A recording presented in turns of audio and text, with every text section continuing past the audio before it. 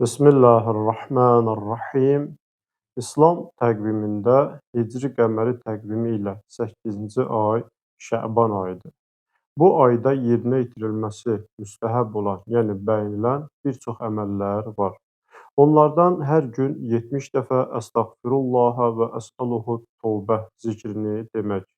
Bunun mənası budur ki, İlahi səndən günahlarımın bağışlanmasını istəyirəm və səndən tövbəmin qəbul olmağını istəyirəm. Sonra imkan daxilində sədəqə vermək. Bu az da olar, çox da olar və yaxud da ki, pulla da olar və ya qeyri-pulla da olar. Hətta hədislərdə var ki, hər gün bir xurma da olsa sədəqə verməyin böyük savabı vardır.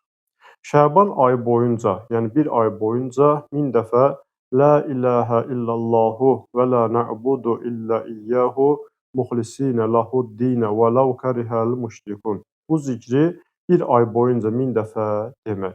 Bu zikrin mənası da budur ki, Allahdan başqa həqiqi məbud yoxdur. Biz yalnız ona müxlis, yəni ixlasla ibadət edirik. Bu din Allaha məxsusdur. Bu müşriklərin xoşuna gəlməsə də. Bu ayda çoxlu Peyğəmbər və onun əhl-i-beytinə salavat zikr etmək bəyənilən əməllərdən biridir. Allahümmə salli alə Muhammedin və ali Muhammed zikrini demək. Bu ayda müstəhəb olan əməllərdən də biri oruc tutmaqdır. Amma burada bir məqam var ki, gərək ona diqqət eləyək. Əgər bir insanın boynunda keçən ilin Ramazan ayının qəzaları varsa, o şəxs müstəhəb niyyəti ilə yox, Ramazan ayının qəza niyyəti ilə gərək oruc tutsun. Çünki ilk növbədə vacibatın yerinə yetirilməsi tələb olunur. Əgər bir insanın boynunda vacib hökm qalıbsa, bu zaman onun müstəhəb hökm yerinə yetirilməsi düzgün deyil.